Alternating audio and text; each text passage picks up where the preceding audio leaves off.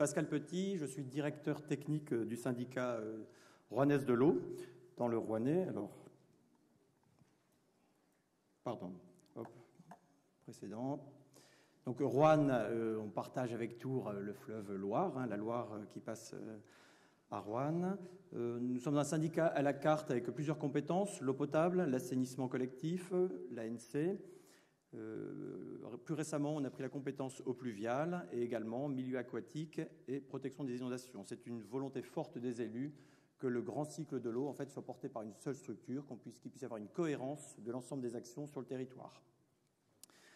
Ce syndicat, effectivement, avec l'évolution de la loi NOTRe, est amené à évoluer, très probablement, parce qu'effectivement, on est intégré complètement dans l'agglomération, donc à un horizon assez proche, on est amené à disparaître en tant que syndicat, et donc nos élus travaillent en collaboration avec les élus de l'agglomération à se transformer en régie dotée de la personnalité morale et autonomie financière pour qu'on puisse poursuivre cette vision globale du cycle de l'eau.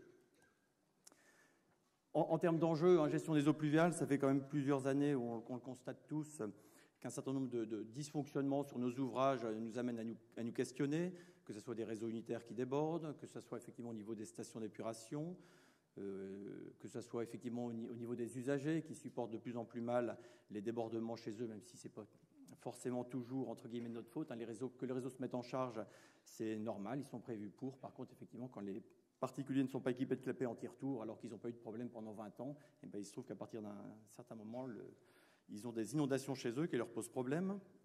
Donc, constat classique. Un certain nombre d'évolutions réglementaires qui font qu'effectivement, on va être impacté en termes de traitement ou de réseau, j'y reviendrai plus tard. Des questions budgétaires aussi. Le budget eau pluviale, aujourd'hui, est limité parce qu'effectivement, il est constitué d'une participation des collectivités. En l'occurrence, chez nous, c'est l'agglomération qui verse à Rouennaise de l'eau un certain montant chaque année. Et effectivement, avec une injonction forte qu'il n'augmente pas, parce que c'est la difficulté aussi. Un EPCI qui ne gère pas directement les eaux pluviales ne voit pas pourquoi ça augmente, ne voit pas trop pourquoi ça sert, et puis il n'a pas la maîtrise directe vu que c'est nous qui le pilotons. Donc une contrainte supplémentaire. Des difficultés qui sont un bienfait pour le territoire, mais c'est aussi une contrainte pour la gestion des eaux pluviales, que sont au travers du SCOT la limitation de l'étalement urbain et la densification urbaine. Donc effectivement, qui dit densification dit renforcement de l'imperméabilisation. Or, ça va un petit peu contre nos objectifs de limitation du ruissellement. Des effets pervers. La fin des pesticides, c'est excellent pour l'environnement, on en est persuadé, au travers de notre compétence milieu aquatique. Ceci dit, les projets urbains des communes se multiplient avec imperméabilisation des trottoirs, par exemple, parce qu'effectivement, les trottoirs préalablement en sable ou en matériaux poreux, ça pose des problèmes quand on ne peut plus utiliser de pesticides. Et donc, on essaye de lutter contre, mais c'est difficile. C'est une couche d'enrobé et donc des apports complémentaires au réseau, malheureusement unitaires en centre-ville, et donc des débordements. Donc, Rouennaise de l'eau s'est lancé en 2008-2009. On a lancé une démarche en fait importante en termes de gestion des eaux pluviales face à l'ensemble de ces enjeux, avec plusieurs objectifs, non-aggravation des phénomènes. Donc, on a travaillé effectivement sur l'ensemble des nouveaux projets, mais c'est assez classique dans le cadre des réponses aux documents d'urbanisme que l'on effectue avec des outils tels que rétention.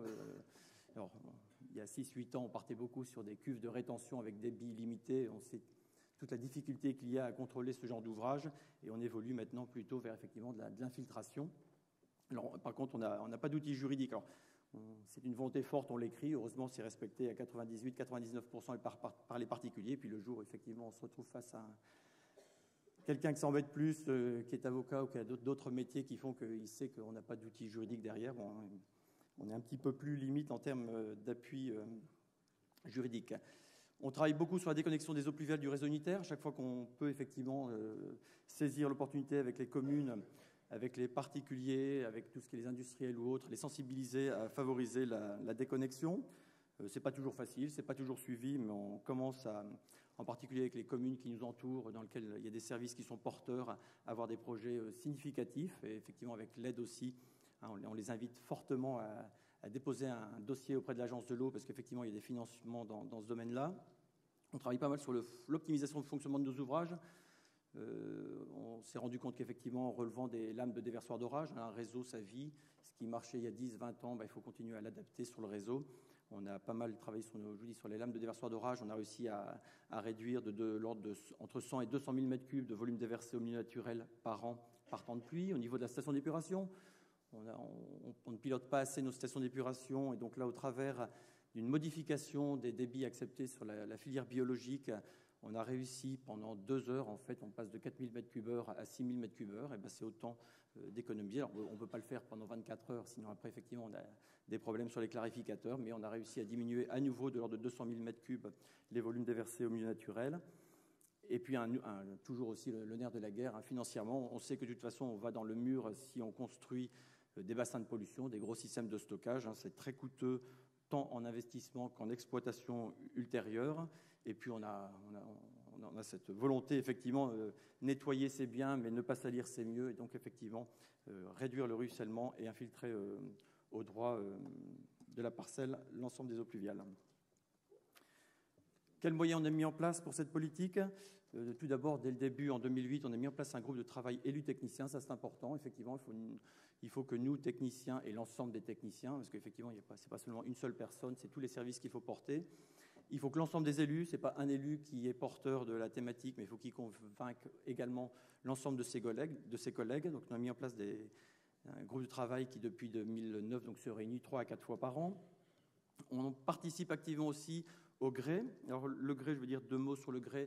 C'est un petit peu le pendant de l'ADOPTA en Rhône-Alpes, avec pas tout à fait les mêmes objectifs. C'est groupe de recherche Rhône-Alpes-Auvergne sur les infrastructures et l'eau. Donc, c'est une association qui a été créée pour mettre en relation collectivités, organismes de recherche et tout ce qui est État et institutions. Donc, à peu près 300 adhérents, avec les thématiques de travail autour de la gestion urbaine de l'eau, autour de l'eau et de la santé, des milieux aquatiques et tous les aspects réglementaires en assainissement collectif, rejet non domestique, ANC et autosurveillance. Leurs actions se tournent autour de trois pôles. Une action forte d'animation de groupes thématiques, dont le groupe de travail eau pluviale. Une animation de dispositifs de recherche. Ils ont mis en place 3 structures de dispositifs importants. Un sur les fleuves, les rivières et les fleuves.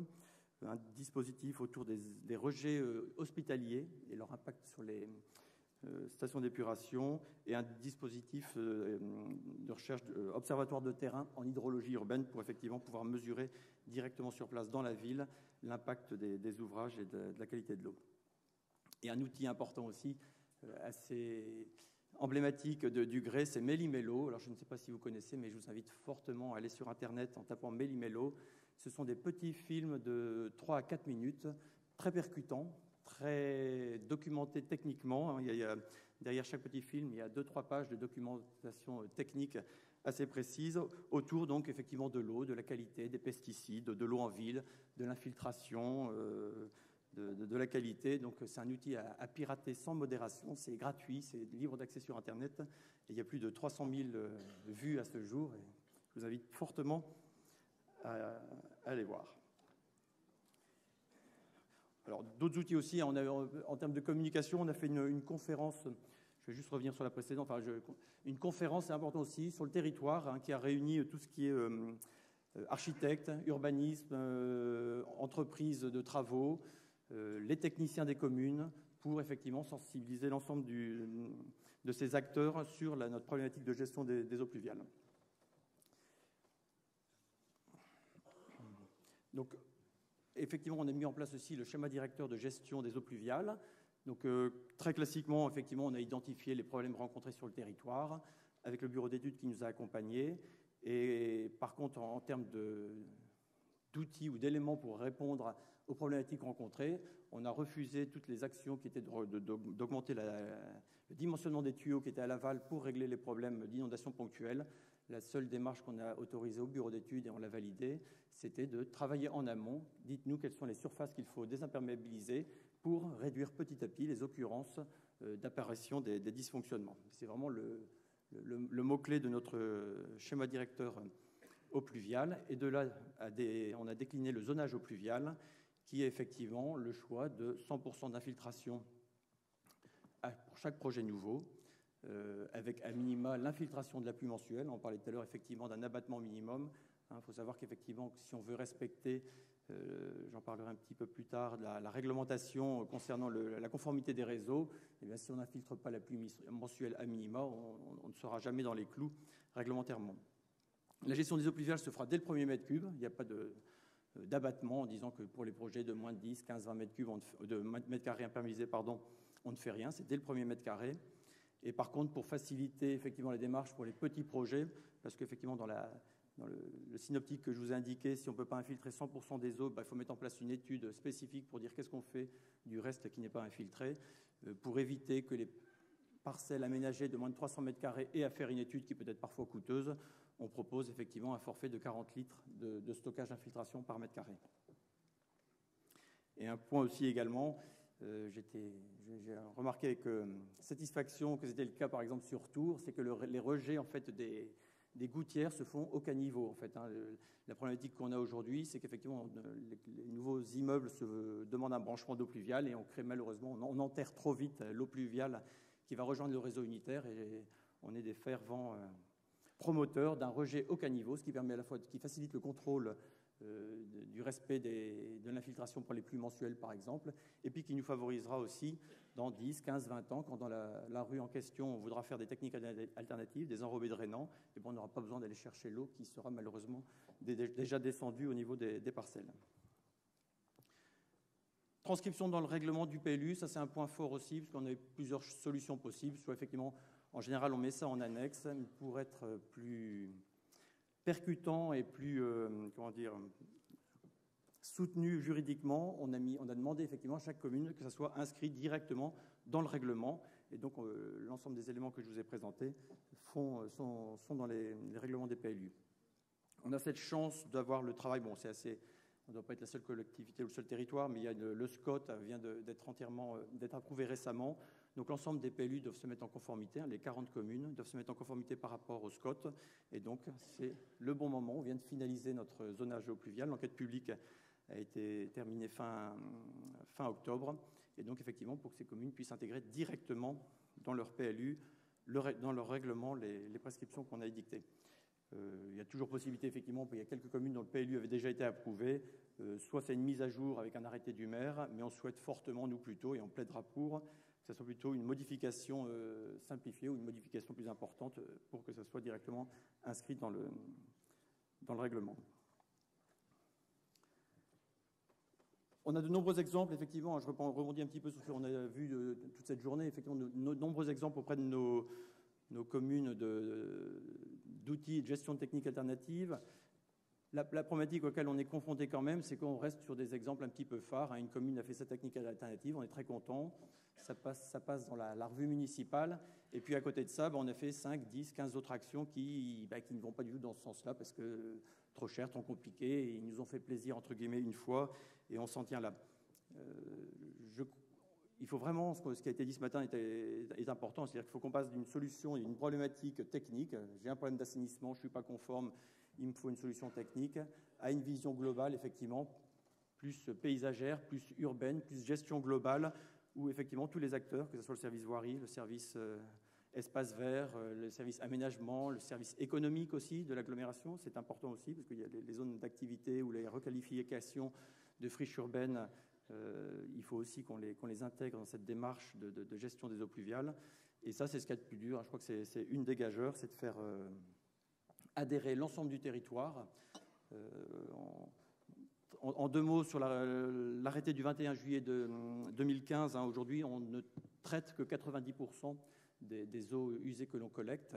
20% partent par temps de pluie au milieu naturel. On a 15% à rattraper si on veut être conforme par rapport à cet arrêté.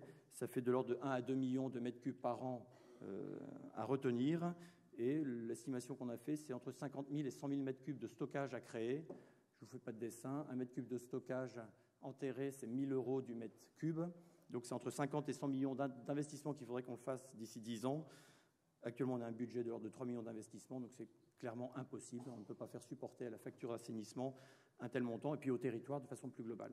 La vraie gageure aujourd'hui, je pense, c'est de faire valider par le territoire qu'il vaut mieux faire de la technique alternative. C'est entre 10 et 100 € du mètre cube stocké. Donc entre 10 et 100 fois moins cher. Et pour le territoire, c'est la bonne solution. Et pour y arriver, il faut vraiment pouvoir faire adhérer l'ensemble des acteurs.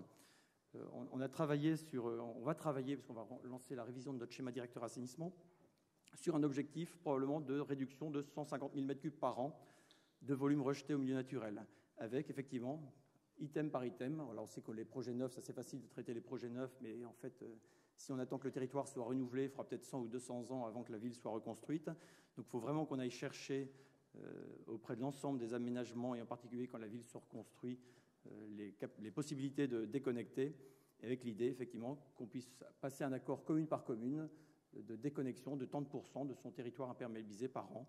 En l'occurrence, là, c'est de l'ordre de 22 hectares par an qu'il faudra déconnecter sur le territoire rouennais et que chaque commune puisse porter son écout. Alors, effectivement, il y a une économie globale pour la commune. Après, toute la question, ça va être en termes de financement. Alors, effectivement, il y a l'agence de l'eau qui peut participer financièrement, mais à l'horizon de 10 ans, c'est peut-être pas pérenne non plus. Est-ce que le service assainissement, qui maintenant va porter la compétence eau pluviale, doit participer financièrement?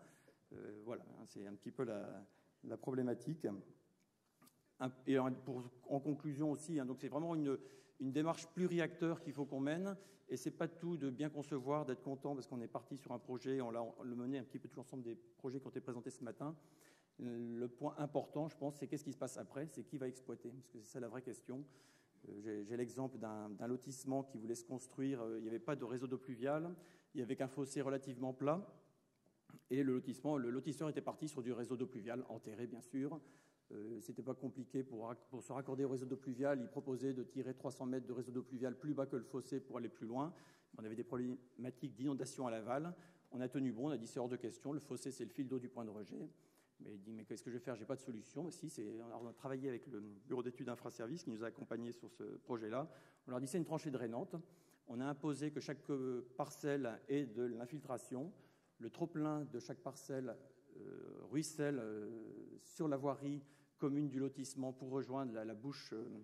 Alors c'est une bouche d'injection. Hein, on s'est rapproché de l'Adopta là, qui nous a conseillé. Donc on a acheté les bouches d'injection en question qui permettent d'injecter de l'eau en la filtrant dans la tranchée drainante. Et la plus belle récompense, alors c'est la plus belle récompense qu'on ait eue, parce qu'on a eu les élus qui étaient vent debout contre ce projet-là, parce que ça ne marchera jamais. C'était un terrain glaiseux, on aurait eu des problèmes d'inondation. Et j'ai eu un appel il n'y a pas 15 jours, 3 semaines, à la suite à des fortes pluies. Ils étaient tous partis en voiture sur le lotissement et il n'y avait pas une goutte d'eau nulle part, etc. Donc c'était une satisfaction parce qu'effectivement, ce n'est pas tout de mettre en place des techniques alternatives. Vous avez intérêt à ce qu'elles marchent parce qu'on vous attend au tournant.